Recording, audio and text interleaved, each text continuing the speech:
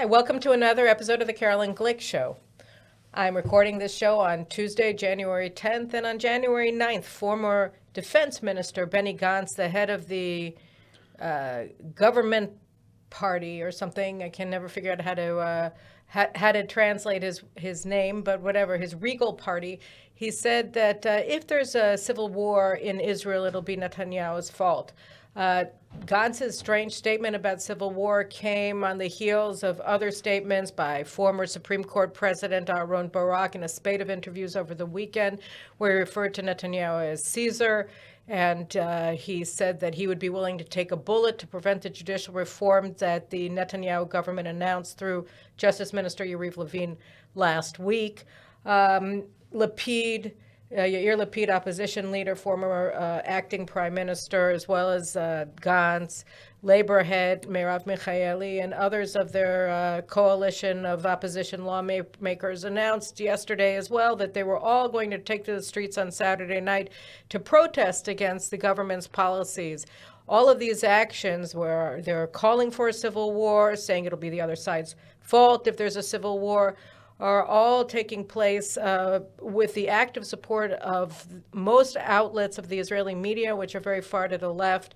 Yesterday, all of the major news programs opened with these dark headlines about the end of democracy because National Security Minister Itamar Ben-Gvir announced yesterday that he was ordering the police to use a uniform policy for quelling illegal protests, regardless of the ideological color of whoever the protesters are. So whether they're Arabs, whether they're on the right, whether they're on the left, whether they're people who are physically impaired, whoever it happens to be, if they block highway arteries, they should get the same treatment as what he said. And the media immediately distorted what he said and said, oh, he's calling for a civil war against left-wingers, which, of course, is not what happened. So we're seeing this pile-on by the left and the media in politics and the Supreme Court, retired justices, saying that Israeli democracy is over because the duly constituted Knesset and government want to enact judicial reform. And I could think of nobody better to talk about these issues with than with former and incoming Likud member of Knesset, Amit Halevi. And I'll tell you a little bit about Amit, but first I just want to welcome Amit to the studio. Thanks so much for coming in. Hi, Caroline. Great honor to be here with you. Well, it's great. It's great. It's a great privilege for me because just in like the next couple of days, you're going to be inducted into the Knesset, so you won't be available to come talk to your old pal Carolyn so much anymore. Okay. No. I'm sure there will be more opportunities for this kind of conversation in this in this site, a very important site, by the way. Yeah, in my eyes. So I'm here. All right. Well, I'm so glad to have you on the program today. So first, before I start asking you questions, I want to tell you guys a little bit about Amit Halevi. I've known Amit for many years. He entered the Knesset for the first time in 2020, I think, right? Yeah. And he's the representative of Jerusalem in the Likud Knesset list. And so with the imminent resignation of Diaspora Affairs Minister Amichai Shikli, Amit Levy is the next person on the Likud list, so he'll be moving in to take that empty spot in the Knesset. But Amit's a really sort of an interesting character. You grew up in the religious Zionist community. You studied at the flagship yeshiva of the religious Zionist community for 10 years, Merkaz Harav. You served in the Tank Corps. And I know you because it's like, when was it? You founded maybe 15 years ago? The Israeli College for Statesmanship and Diplomacy, if I'm not mistaken. Is that the formal name? Is the Jewish Statesmanship Center. Okay. Which we actually established because of what we see in Israel, but not recently, since, if we want to be exact, so it's first of April 1925. I mean, the establishment of the Hebrew U, and since then, actually, the intellectual elite in Israel set the terms, the ideas, and then the policy, of course. I mean, if you want to be the CEO of, Prime Minister office, you learn law and economy in the Hebrew U. And this is exactly the time when young people in Israel, by the way, all over the world, set their consciousness, build their internal values and way of thinking and thoughts.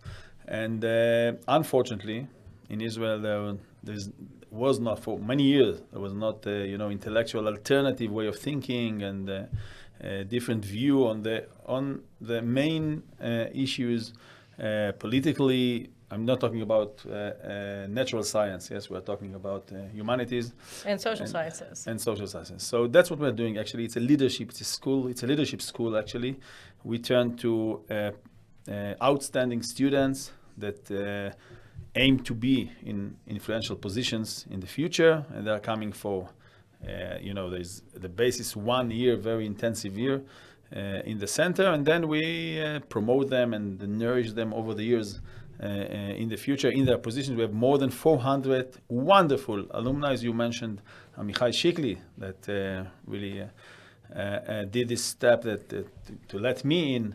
To be in the Knesset, but he also one of our wonderful graduates, exactly. So, and another Knesset member, by the way, Dan Iluz, also one of our graduates. So we will be 3 in this Knesset. This is the center, very important center, by the way, for the future leadership of Israel. So wait, give me the formal name again. The Jewish Statesmanship Center in Jerusalem. So just so you guys know, so this is how I know Amit Halevi, because he and Asaf Malach, who co-founded the center with you, they've had me speak to their students several times, and I have to say the students are so keen to learn. This is, to be clear, these are students who do the leadership course with your institute while they're full-time students. So they're getting BAs or masters in social science, usually subjects, or the humanities subjects. And so they're getting brainwashed. They're paying to be brainwashed, basically, at the universities. And then once a week, they devote themselves to expanding their knowledge by participating in your program. I think, a month or so ago, they had me do a debate with former Foreign Ministry Director General Alon Liel, who is, I think he would probably not object if I said that he was an anti-Zionist at this point, and he goes around the world lobbying foreign governments to recognize the state of Palestine. And we had a very lively debate. And whereas in Hebrew University, they're happy to invite Alon Liel to speak. I missed the invitations that I received to speak at their seminars. So it provides the students with a much more expansive knowledge base to go forward in the world. Definitely. I mean, there are 2 problems in our academic world and climate. First of all, that they have only one-sided orientation. I mean, they are exposed, the students exposed only to a very, very specific, narrow way of thinking, mostly leftist, as you mentioned, and more than that, in general, the academic world is very flat. I mean, you need in-depth perspective and knowledge in order to be in the front line of Israel. You cannot be, people don't know history. They finish, economy. Let's talk about economy. 3 years, they are graduates of 3 years, and you ask them, are you capitalist, are you socialist? In what way, in which things or areas you think the state should be involved, in which they should be a free market? Said, we didn't think about it. So we need a serious we need to do a serious promotion and place that will be, and that's what we're doing in the center. And one more thing, this year, since several months, we have also very important program for high-ranking officers in the IDF that are coming to the center once a week. All over the years there were Mendel program, Wexner program. This is what we know all over the years. And from this year, in the Jewish Statue Center, every week we have dozens of very, as I said, influential positions, officers in the army that are coming to our center and get a different perspective about, it's called the Zionist leadership. It's on the table. I mean, we want that those people will have a Zionist perspectives. And Zionism is not, in the library on the shelf. It's a matter of policy. Yes, you need to translate it to policy. And that's what we're doing. It's really a very important It's so important because the truth is, and we see it in all the polls, that the vast majority of Israelis are Zionists. But you go into the academia, and what you're being what your professors and are insisting that you parrot back are are positions that are antithetical to your worldview and also to the national interests of the country. So these kinds of programs are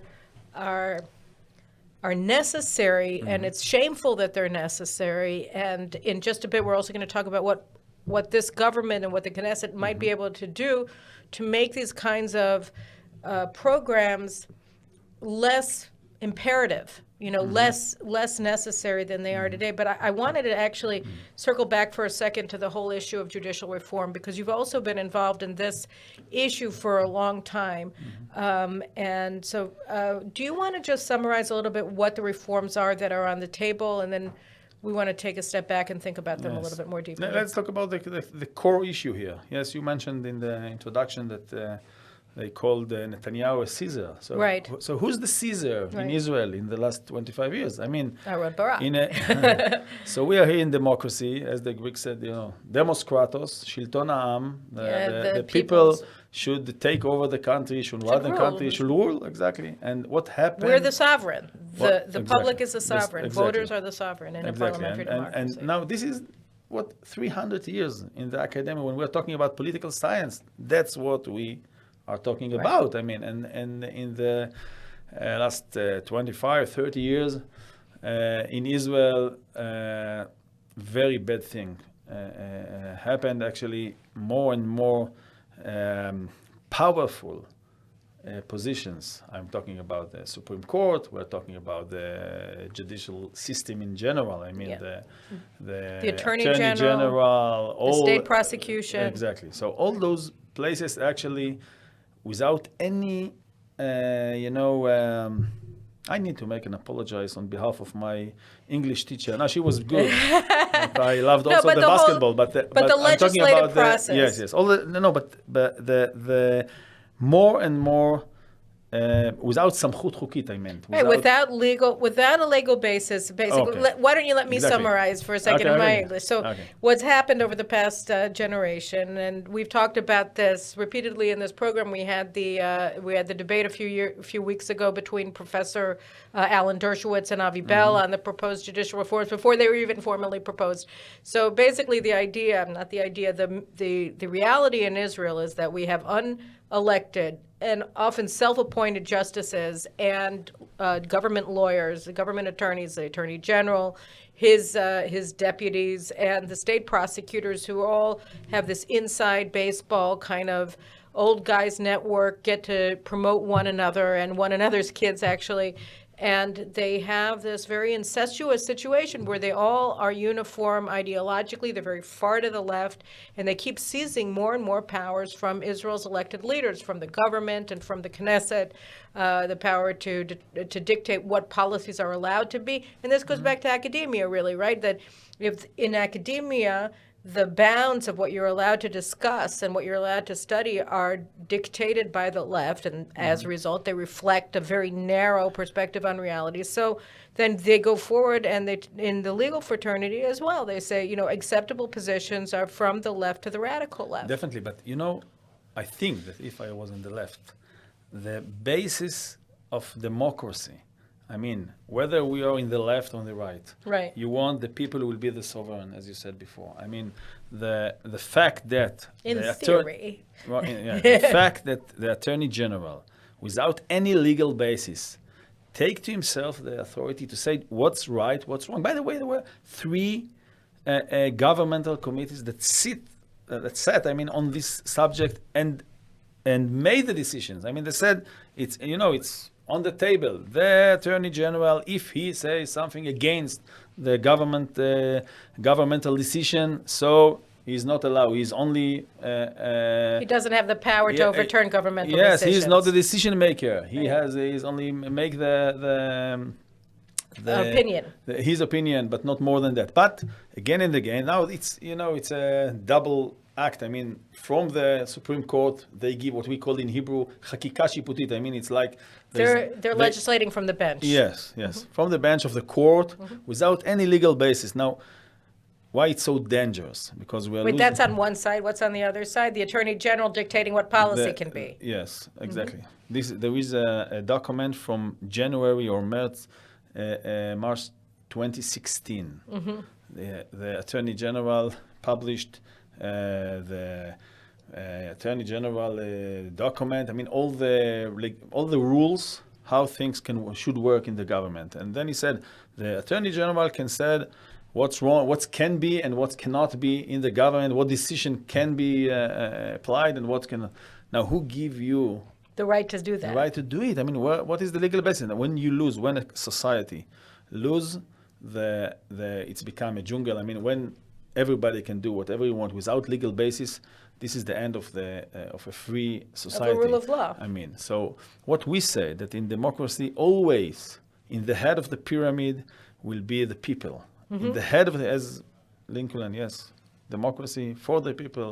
Of the people, by the people, and for the people. Exactly. Right. So this is the whole issue in Israel, and it's become a very dangerous situation when a few people, 3, 9, 15 in the court can make the decisions for 10 million people. This is not democracy. This is not enlightenment. It's the opposite. Right. Enlightenment said that every people, this is the real achievement, the major achievement of the modern world.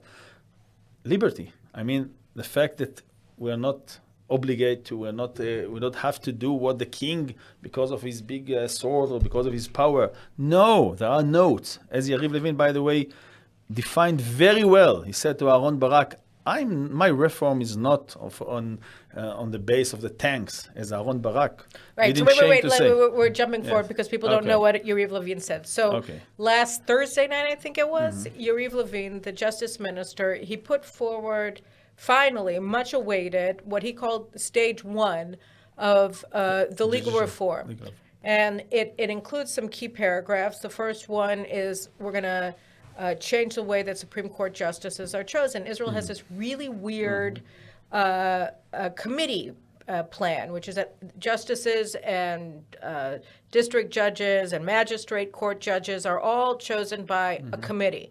And the committee, until now, has how many members? The important fact is the public representatives is the minority. The minority. This is it. Right. So the people who have the majority in this are unelected people. Supreme Court justices and representatives of the Bar Association, who of course have to appear before the court. So we're talking about a ridiculous committee where the judges get to essentially decide who gets to be a judge in Israel, and the politicians are mere sidekicks along for the ride, but they don't actually get to decide who's going to be adjudicating. And as the judges take more and more power from the elected officials, who becomes the next judges of the Supreme Court become more and more important because they're the ones who essentially hold more than that. They have a veto because you need to have 7 out of 9 in order to appoint a Supreme Court judge. So if you have 3 judges from the Supreme Court, so actually they have a veto of 5 of all the appointments. Of all the appointments, yes, because you need since Friedman reform, you need 7 in order to appoint a judge, and not a regular to the Supreme Court. To the Supreme Court, we're talking about all of the Supreme Court. Yes, I mean this committee is for all judges, but for all courts.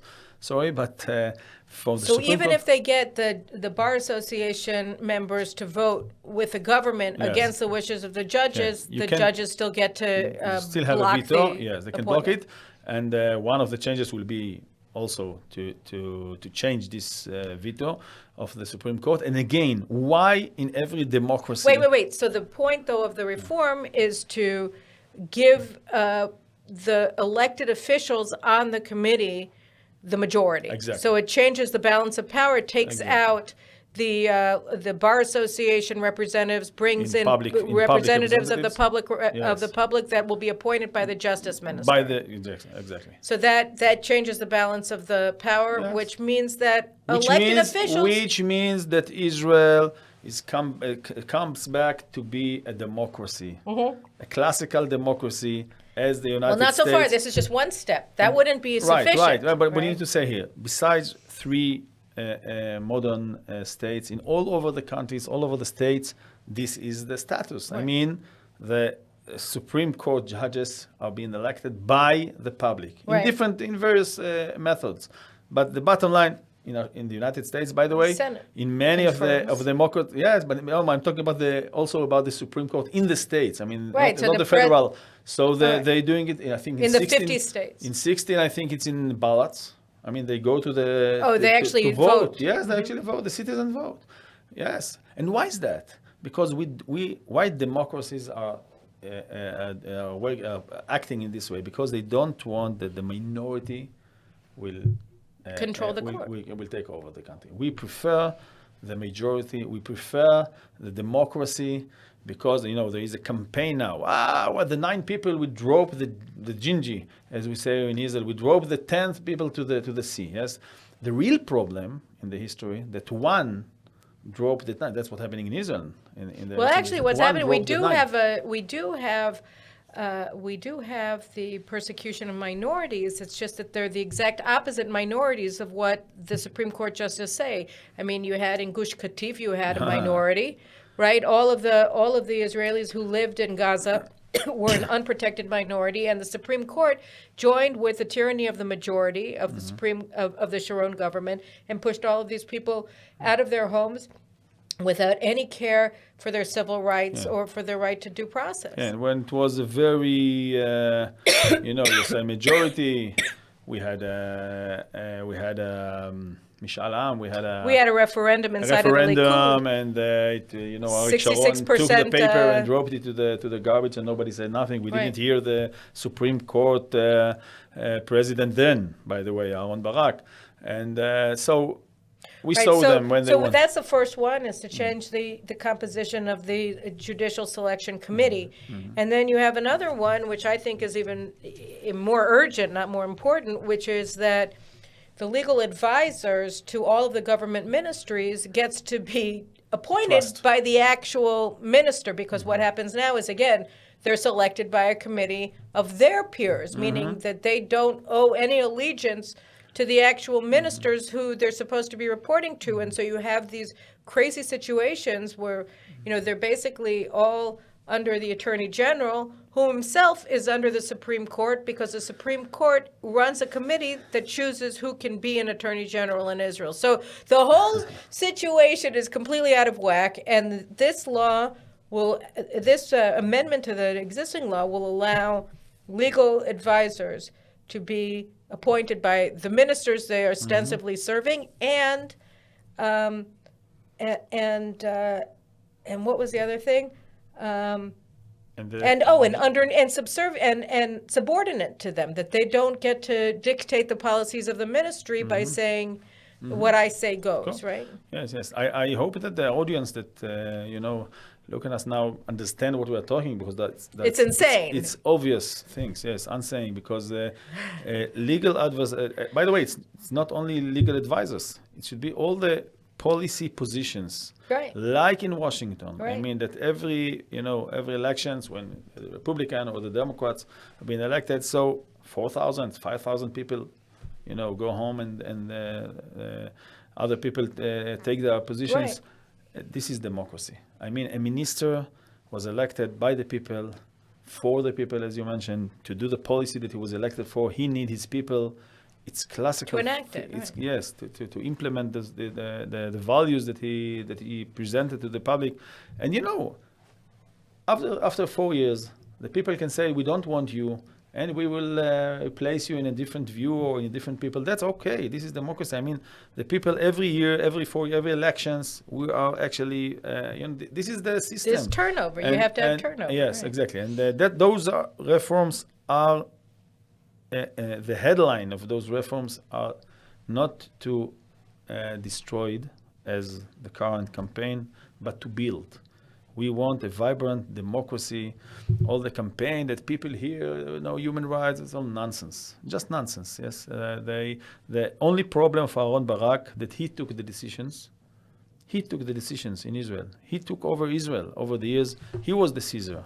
And what we want, that the people will be the sovereign. No, I know. The projection is so crazy. Everything that they're accusing the Netanyahu government of doing are things that they've already done. And, Aaron Barak's incendiary interviews with Channel 11, 12, and 13, the only one he wouldn't talk to, Channel 14, because it's actually supportive of the government, so he wouldn't want to talk to them. So he gave 3 interviews Friday morning. They're all run together on Saturday night, and in all of them, he says that we have to man the barricades, and everybody should be out in force protesting against this, because this will be the death of democracy, right?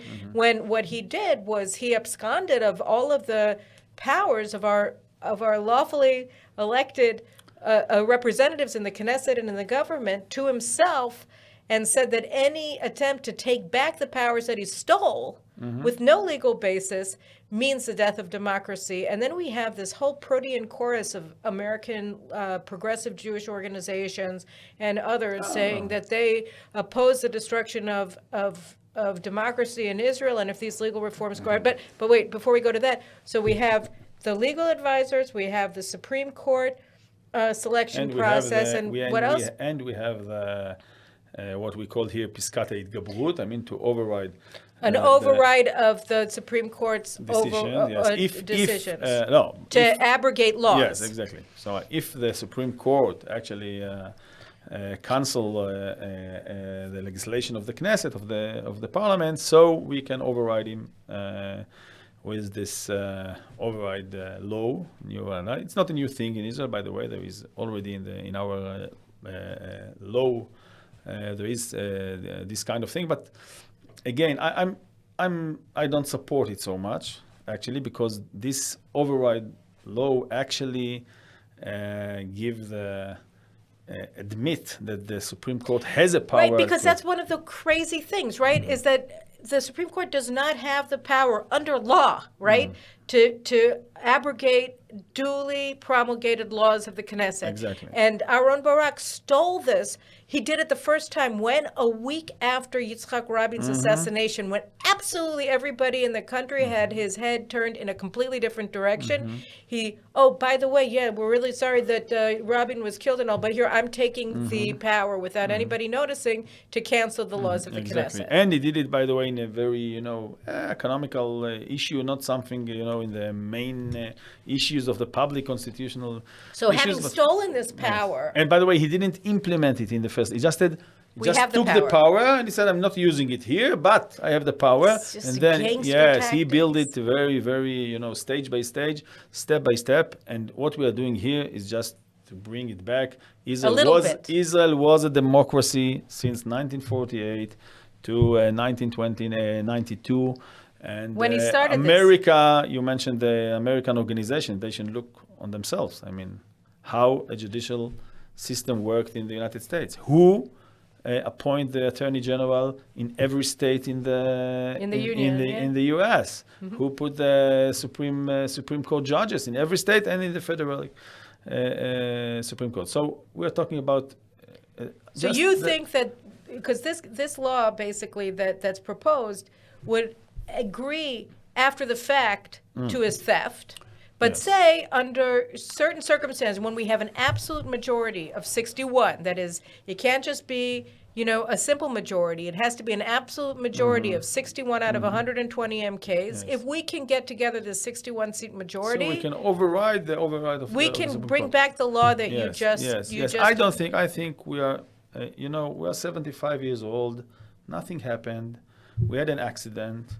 A theft, as you said, a theft. Grand theft. Government. Yes. As the judge, the American judge Posner, called him the judicial pirate. He said about a pirate. Pirate. He's my cousin, okay. Richard Posner. Yeah. Okay, so that's what it was. A judicial pirate. That's what judicial. Judicial pirate. Exactly. That's the right definition. What we are doing now is to bring it a bit. I think that we should make a law of separation of authorities from the beginning, from scratch. We need to define, as in every democracy, what a judge can be involved, what not, in what way. That's what we should do. I think that maybe Yariv Levin sees it as a tactical step in order that the Supreme Court will not cancel the laws the that law he- itself. So he right. said, okay, first of all, we can override the Supreme Court. Then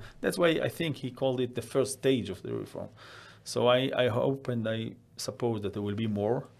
And as you said, I may be in the Knesset, so I'm definitely going to put on Oh, the you're table definitely of the going to be Knesset. in the Knesset. Yeah, so I let's say I think so. So I will put on the Knesset table. I did it already, by the way, in the several months that I was there. A set of legislations that's supposed to actually take further this reform and make it, as I said, we need to make a separation of authorities in Israel. We need to. You talked about the Attorney General, that there is no legislation in Israel, no one legislation that defined what are his authorities, what he can do, what he can. There's no. He just took. We now have this authorities. terrible situation.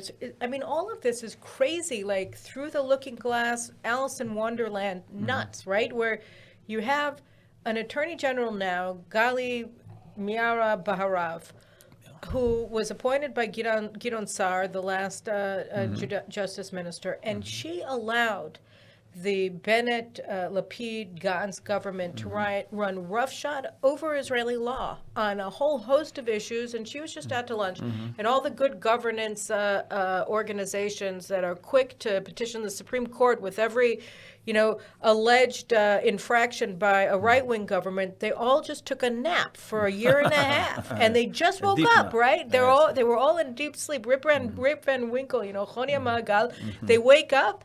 And here they are, and they're all petitioning wildly and gesticulating. And Gali Baharav says,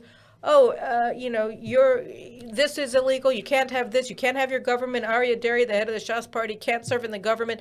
All of these things. And I think it was a very good course for us.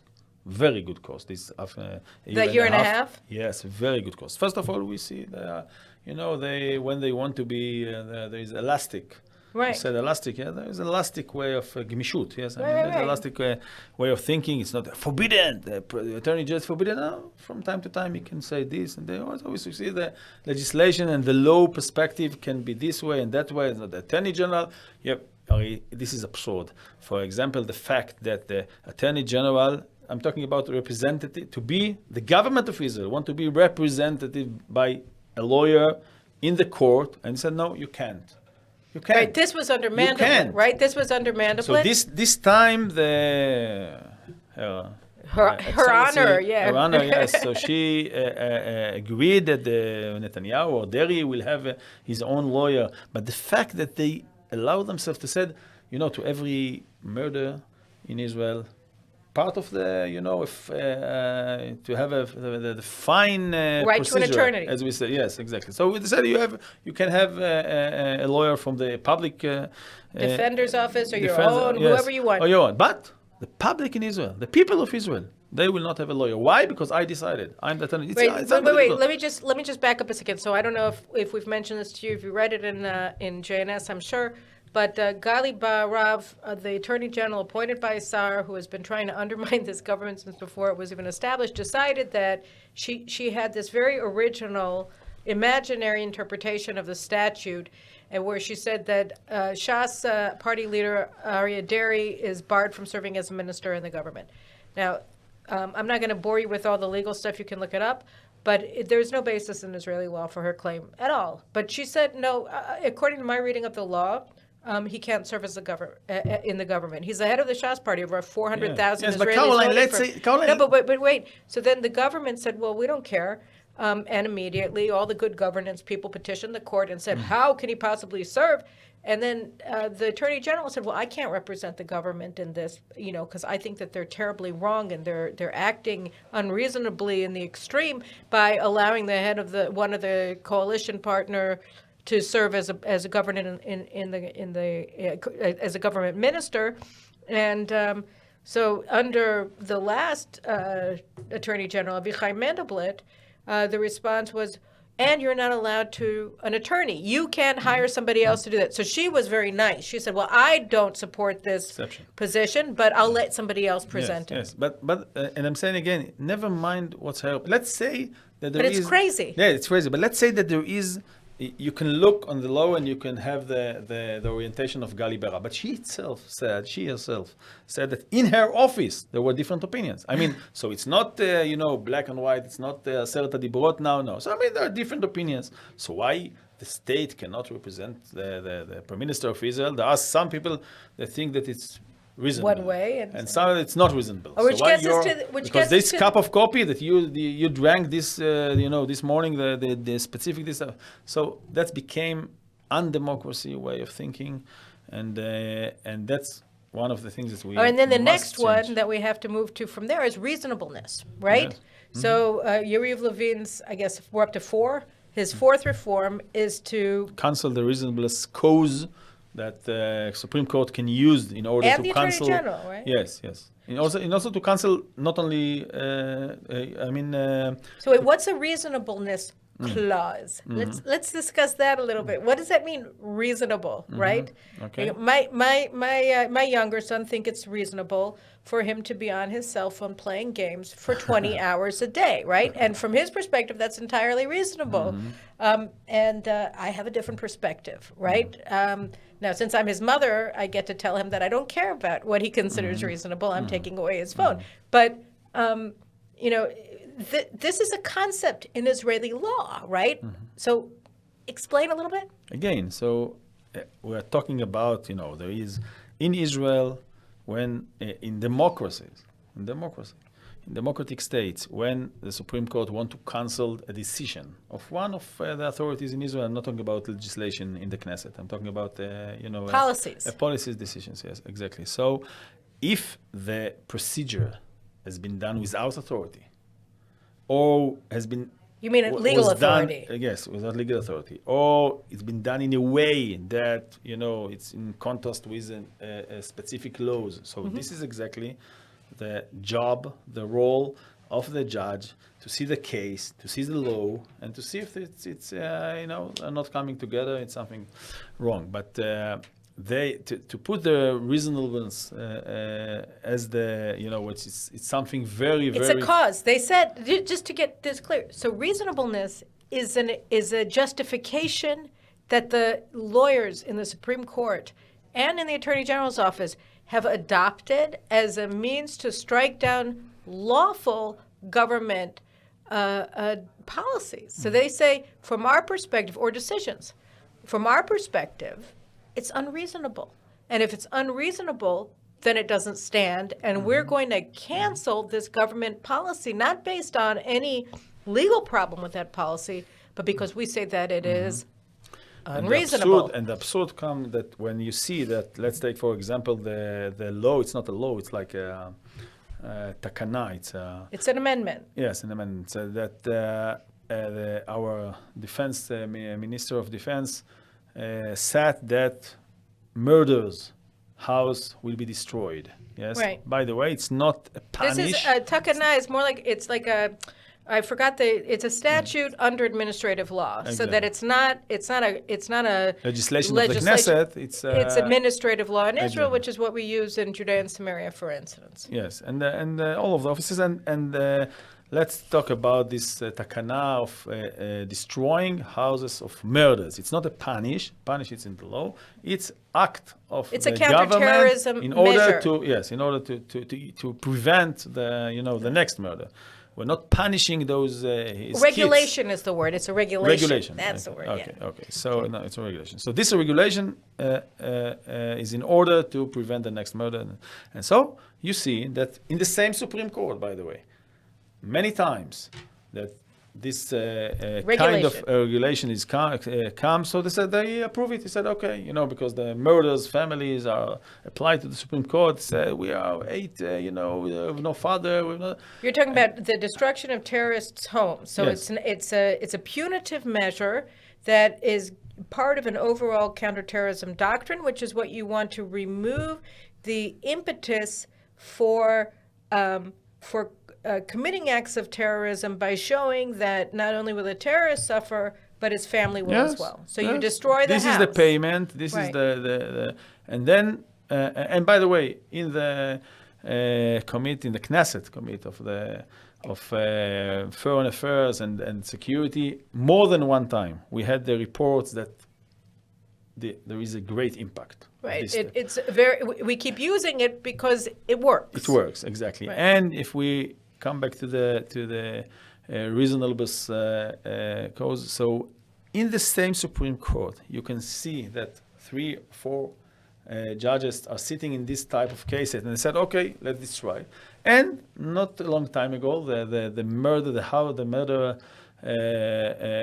house of the murder of Amit Benigal, which drove, by the way, from the house, dropped a stone and killed him. So he was an IDF sergeant who was in the midst of a counterterror operation. This was in Arab Nablus, village, right? yes, near Nablus. Yes. Near Nablus, Shechem, and they took a marble countertop, like that you have in your kitchen, and they threw it from the roof onto his head, crushed his skull, and killed him. Exactly. From their home. They did this from their home, and so the defense minister issued an order to destroy the home. Yes, right? exactly. By the way, in regular places, in this type of case, when you use, the house was the tool that he used to kill. It's another issue. But anyway, he, in order to this regulation, he decided to destroy the house.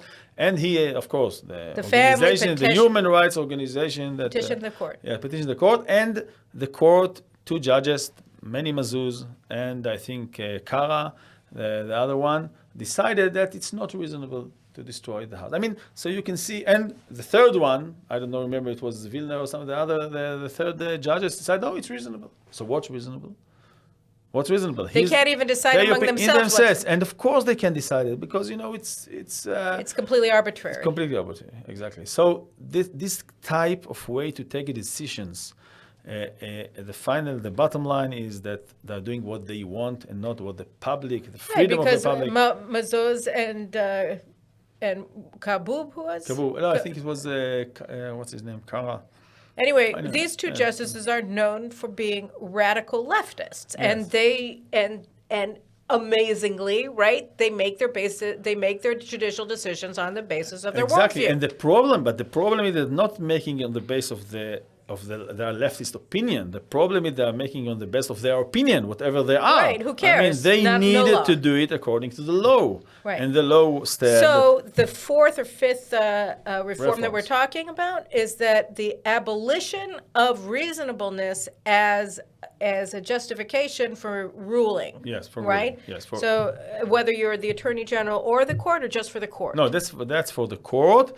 For the Attorney General, it's another thing. I think that it was not in the first stage of Levin, but it will be. And that also brings us to another issue, which is standing, right? Who gets standing before the court? In the United States, of course, to have standing to petition the Supreme Court, you actually have to be a party to a dispute. It has to actually harm you. And here we have this spate of European funded radical anti-Israel organizations that present themselves as human rights organizations. And they petition the Supreme Court, and they have no injury, they have nothing, and they do it. And the climax was Ukraine. Ukraine? Ukraine. The climax of expanding of the standing right.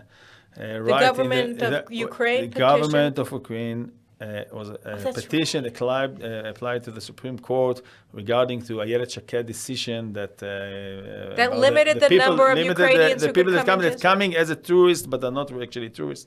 So they said, I know who is tourist is not. And by the way, by the law, it's her.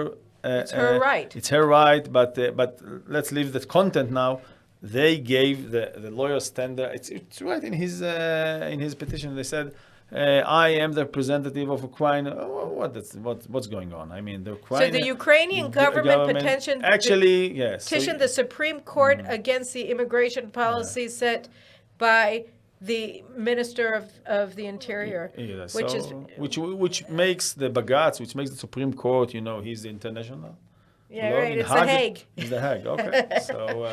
Right. So that's the standing. So this is that didn't enter into the first stage. I don't think he mentioned it. But again, all those steps are in order to fix, in order to build, in order to repair what was broken. It's important to say it because of the campaign. It's important that our audience that see us now will understand that we in the Likud, in Netanyahu's government, want to repair, to fix the problems in the Israel democracy as in the 25, 30 years. By Aaron Barak and the main achievement of the modern time is endangered in Israel. I mean, the main achievements is the liberty. The main achievements is the fact that we are doing what we decide.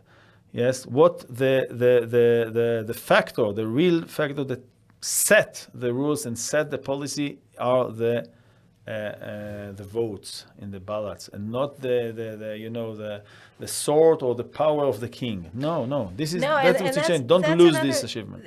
I think actually, we've gone through, and we might have forgotten one. I can't remember, but I think what comes out very clearly is that this has to just be stage one, so that not only are these reforms not anti-democratic, they're not enough. They're insufficient. Like, we need stage two because we haven't dealt with the standing. We haven't dealt with the Attorney General's powers. We haven't dealt with the committee for senior appointments that's led by a Supreme Court justice. No. And we haven't talked about one other thing, which is what I wanted to move to for a second, which was the Central Elections Commission in Israel, which is controlled by the Supreme Court, right? Because they have a rotating, chosen by the Supreme Court president. The chairman. Yes. The chairman of the electing committee. Central Election Commission is chosen by the Supreme Court president, and it's a Supreme Court justice. And you yourself were supposed to go into the Knesset in 2019, yes. right? As a regular Likud MK, because the Likud won 36 seats in that election. And Justice Meltzer, who was the rotating chairman, decided not to count a bunch of ballots, and so he decided, just on the basis of effectively very little, it would seem, that no, indeed, the Likud only had 35 seats, and you were kept out of and then you waged this very long battle to try to get some justice here. So talk about what Meltzer did as the Supreme Court justice, who was the head of the.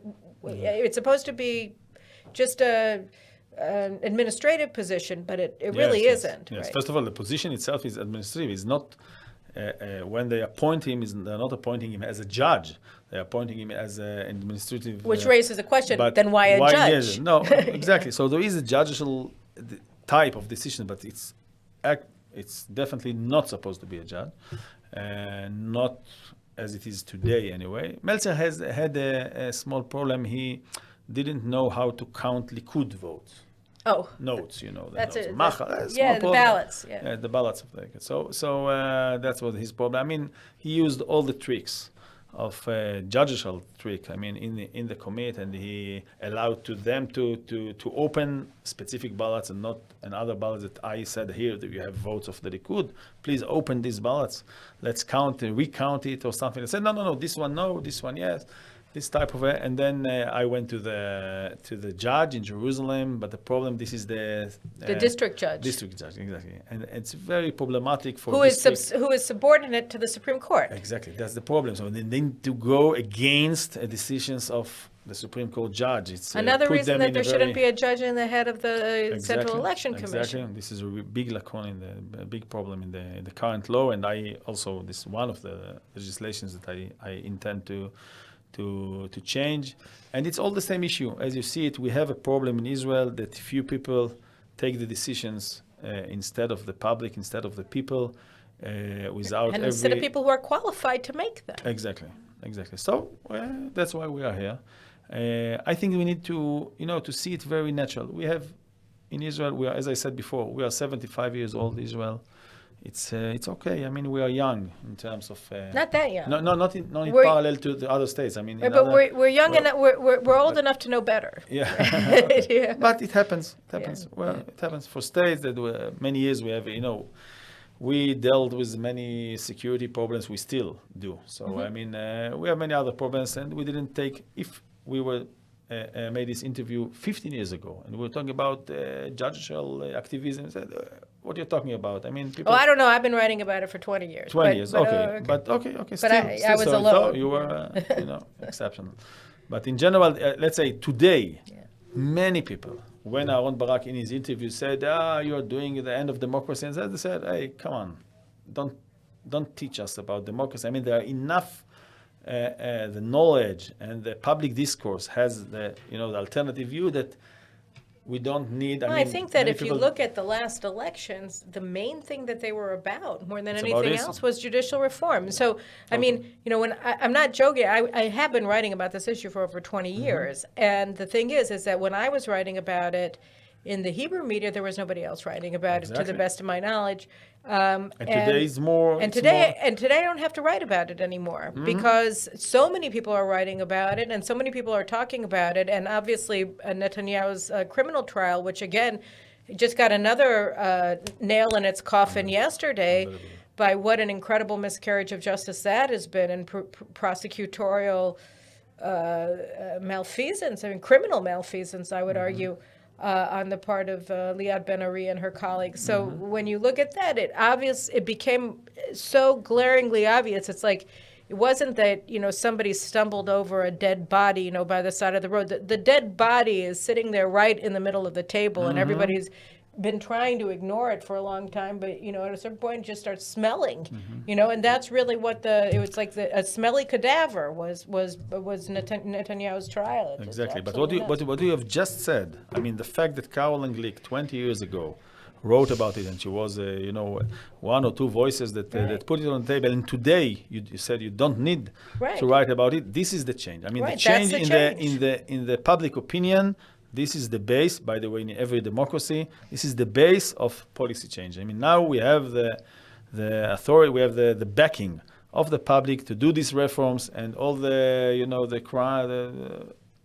So we have about 10 minutes to go, and I just want to sort of finish this with kind of a round of sort of speeding through things. I mean, when you think about it, I'm doing a lot of thinking these days on delegitimization of Israel abroad and how are we going to fight it, because anti-Semitism has gotten to such a horrible level in the West, in the United States, and Britain, and Europe.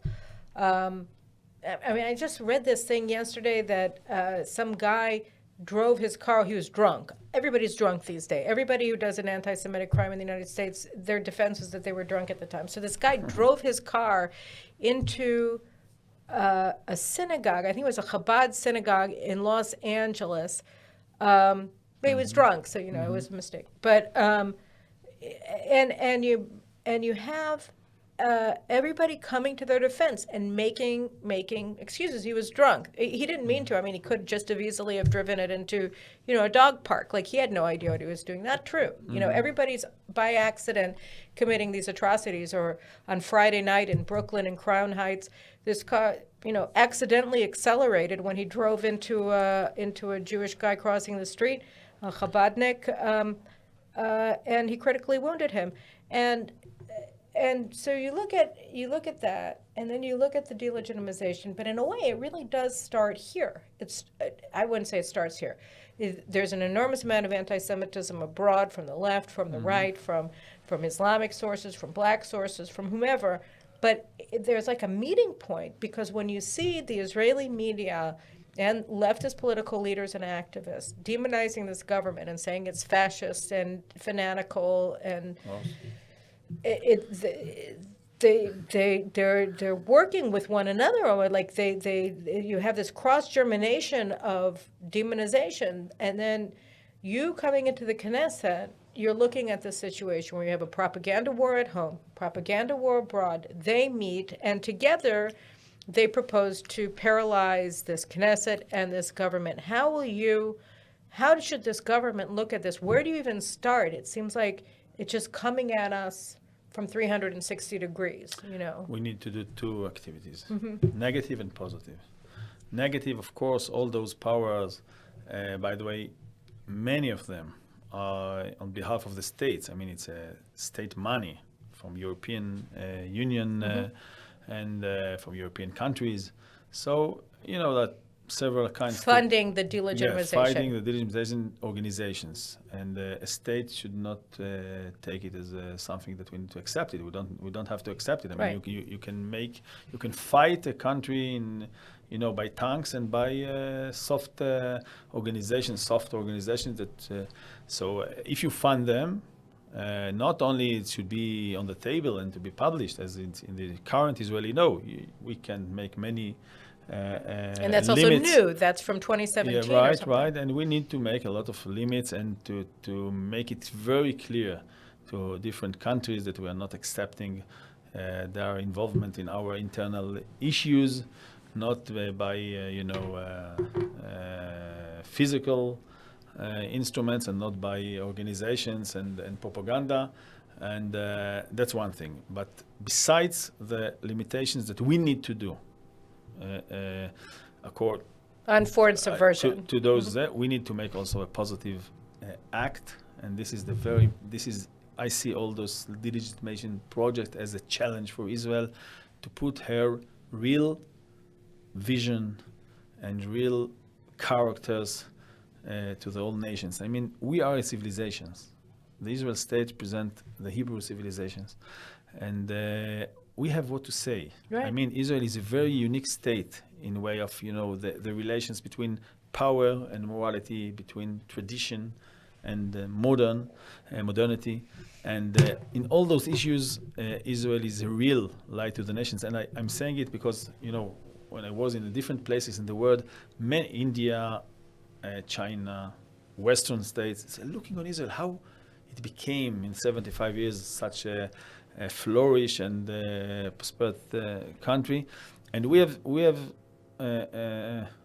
have something to say about it. I mean, I will not open it in the last 2 minutes of this interview, but Israel has to put in the front its values, its traditional values, its current society. So just one more question, and then I kind of want to riff back on what you were saying, and it goes to this.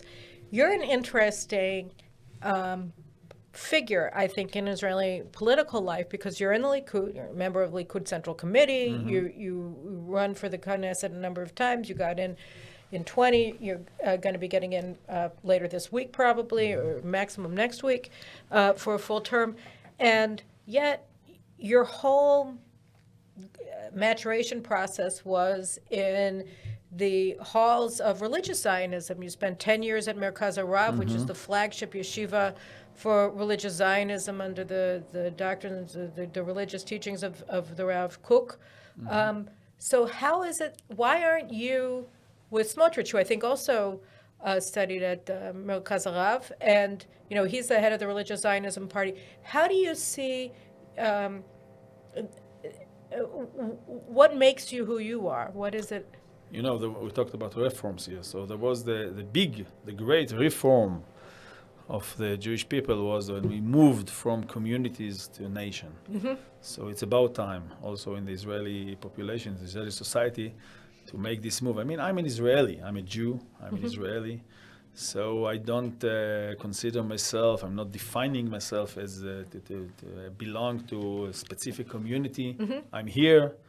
We're in a process. Okay. Every group, every community brings to the Israeli table, to the Jewish table, by the way, its way of thinking. And we are here. I'm a part of this table. I never thought myself to be, in a specific sector. That's why I'm in the Likud. The Likud presents the Jewish people. I mean, the Likud presents it's a microcosmos of the Israeli society. And the major value of the Likud is the national value. We are a liberal national party. Means these are our major values that we have just mentioned in this conversation. I mean, the liberal value. We want a liberal state. And the people will be the sovereign, that the citizens will be the sovereign, and we want a national state. I mean, Israel is a national state, and it it's actually the Jewish state, belongs to the Jewish people, all of you, by the way, and that is by the way, this is the common value in the Likud. I mean, because there are many different, in many issues in the Likud. There are disagreements in many different issues, economics, but the common is the loyalty to Israel and the Jewish people. as the Jewish state. Yes, and that's why I'm in the Likud. I mean, this is and I think in general also Smotrich and other people should be in we are in the national part or national. It's no, it's calling it the Machane Haleumi. I mean the in the nationalist camp. Nationalist camp, exactly. So that's my definitions about myself, and I think many of Israelis, traditional Israelis, liberal Israelis, see themselves as part of the Likud party, and that's why I'm here. Well, I think it's great, and I just wanted to make one final comment on what Amit was talking about when he talks about the Jewish civilization. I think this is a core point, and I started developing it in my writing over the past couple of years, and I'd really like the opportunity to develop it more with you in a subsequent time when we can meet and you're not totally overtaken by events as a lawmaker. But one of the things that I find is that we're seeing, I don't want to call it the collapse, but it certainly looks like the collapse of the West, of Western civilization, where you see country after country in Europe and the United States and Australia and others who just seem to be having a nervous breakdown in terms of not knowing whether they're allowed to even respect their past, whether they're allowed to learn their history, what lessons they're supposed to take from their history, what lessons they're supposed to learn, or what history they're supposed to even teach from Britain, from France, from all of these countries, from the United States with the 1619 Project and so on. And it seems to me that at this moment in our history of the Jewish people, we have to remember that we're not inherently part of Western civilization. I mean, Western civilization is based very much, has taken a lot from Greek civilization, and Roman civilization, and from Jewish civilization. But we're before the West, and we've forgotten that over the past several hundred years. But I think one of the most exciting things that we can look forward to in the years and decades to come in Israel is really the reformation of our very unique, compact, because we're little people, but we are a self-standing civilization, and we should remember that because we're everything. I think we have today, and this is a new thing to say. I mean, there is today, and not only we are presenting the ancient nation of Israel, even today, Israel has a unique voice. And I think that we should, by the way, every country, the Goethe Institution in German and the British Consul and Alliance in France and so forth. I mean, every country unique. Have it's called, an export cultural institution. And we need also to have such an institution. I mean, we have a unique contribution, yes, and we need to share it. And by the way, we need to share it with Jews. We need to share it with Jews. Okay, you're right. But also with and the Abraham Accords, by the way, the last Abraham Accords in the Middle East is also a good opportunity. It's a unique. The Accord said in I think the sixth branch there, both nations will develop relationships in light of their ancient forefather Abraham, in the spirit of Abraham, and very important words. I mean, it's the first real peace agreement that we have with the Arab world, and with the Arab world, and this is a very good point to start with. A cultural conversation that put Abraham values on the international, in the discourse, in the international discourse. Well, I think I've enjoyed this discourse very much. I appreciate it. If you survived my English and you survived my English, so it's okay, but it will be improved. So well, I mean, don't commit yourself to anything you're not going to be able to live up to. We're tired of politicians promising us and failing to deliver. So if you're going to get better English, then you can say it. All right, we'll talk about it after the fact. In the meantime, it was fine. I appreciate it. And guys, I look forward to talking to you again next week for another episode of the Carolyn Glick Show. Who knows? We'll be here next. Take care. Bye-bye.